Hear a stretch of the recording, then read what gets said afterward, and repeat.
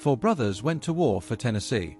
Three posed for this photograph in 1861 with everything still ahead of them. The fourth was captured at Gettysburg 2 years later. History did not record what their mother said when she counted who came home.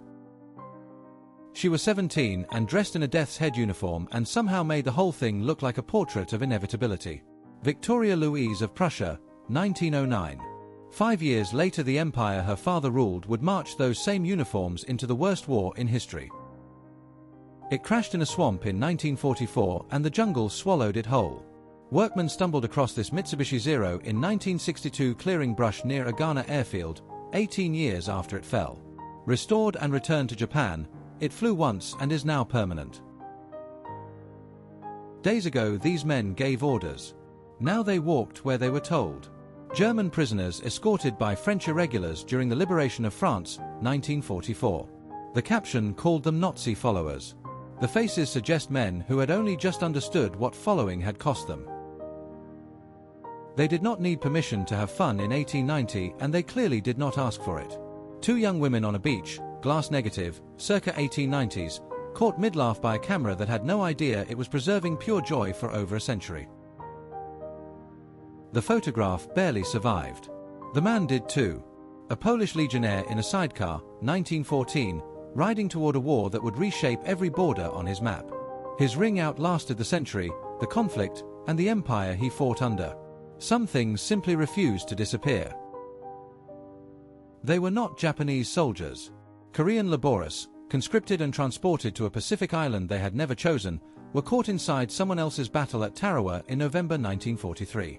They carried their wounded under American guard. Nobody had asked them whose war this was. 4 pennies bought you a coffin to sleep in and the dignity of not dying in the street.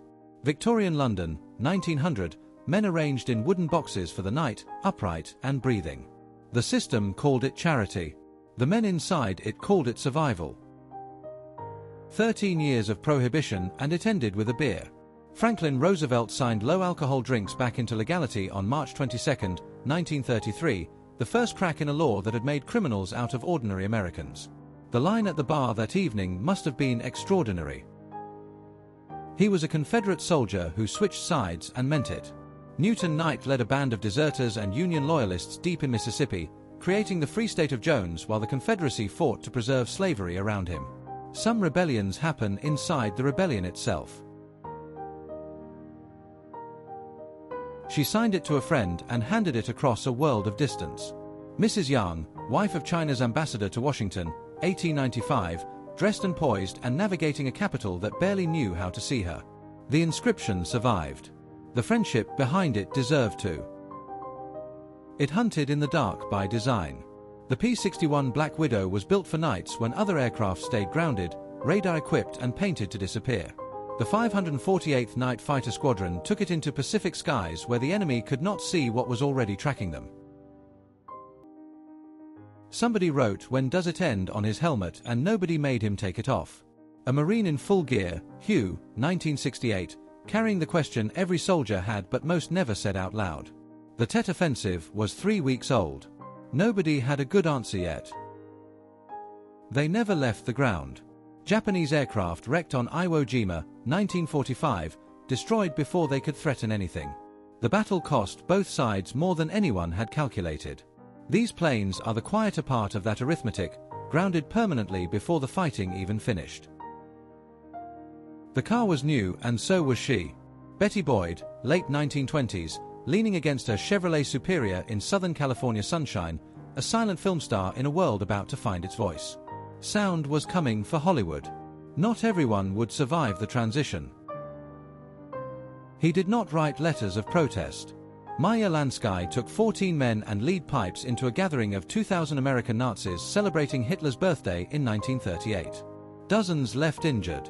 Lansky later said it was the most important thing he ever did. He meant it. Every tag was a name. Every name was a person who left somewhere and never came back.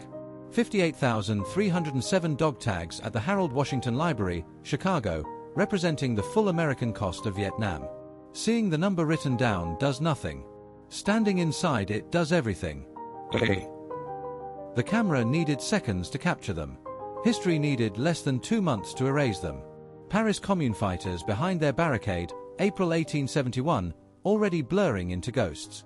The French army killed thousands that May. The blur was almost a prophecy.